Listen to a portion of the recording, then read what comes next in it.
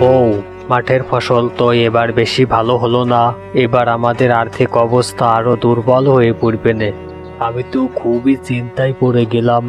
ওগো, তুমি কোনো চিন্তা করো না, দেখবা আল্লাহ আমাদের জন্য কোনো না কোনো ব্যবস্থা ঠিকই করে দিবে। তুমি আল্লাহর উপরে ভরসা করো। বউ, আমাকে একটু পানি খাও তো, আমার খুবই পানির তেষ্টা পেয়েছে। তুমি একটু বসো, আমি শরবত বানিয়ে নিয়ে আসি।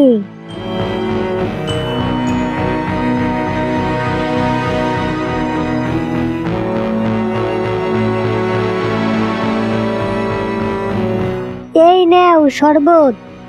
হ্যাঁ বউ, দাও তো। তুমি গোসল করে আসো, আমি তোমার জন্য খাবার দিচ্ছি।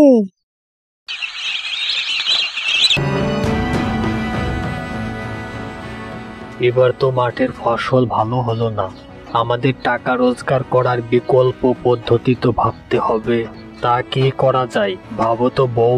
ওগো, আমি বলি কি, ওই যে বাড়ির পাশে টুনির মা আছে না, সে তো তার বাড়ির উঠানে লাউয়ের চাষ করছে।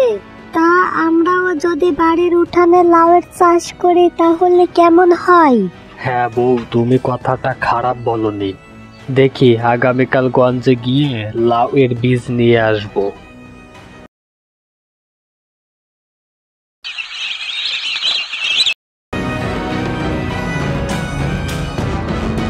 বউ, বউ, শুনছো? হ্যাঁ বলো। বলি কি, টাকার হাড়ি থেকে কিছু টাকা নিয়ে এসো তো, গঞ্জে যাব লাউয়ের বীজ আনতে। হ্যাঁ, নিয়ে আসছি।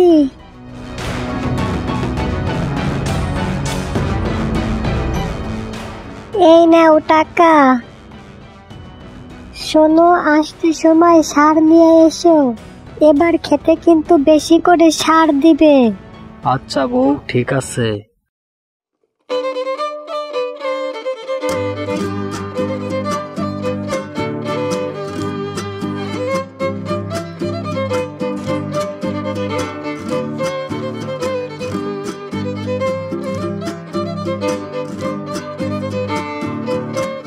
এবার তো লাউয়ের চাষ বাড়ির উঠানে করতে চাচ্ছি। কে জানে কেমন লাউ উৎপাদন হবে না। এখন কি বা করার আছে, আল্লাহর উপর ভরসা করা ছাড়া। বন্ধুরা, তোমরা যারা এখনো আমাদের চ্যানেলটা সাবস্ক্রাইব করো নাই, তারা এখনই আমাদের চ্যানেলটা সাবস্ক্রাইব করো আর ক্লিক করো বেল আইকনে।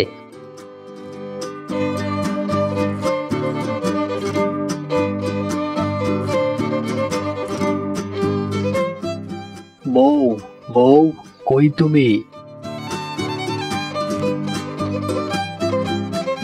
শুধু লাউয়ের বীজ এনেছো, সার আনো নাই? না বউ, সার আনি নাই। কেন সার আনো নাই? দোকানদার বলল এখন সার দিলে নাকি বীজ নষ্ট হয়ে যাবে, আর বলল চারা বড় হলেই সার ব্যবহার করতে। ও আচ্ছা।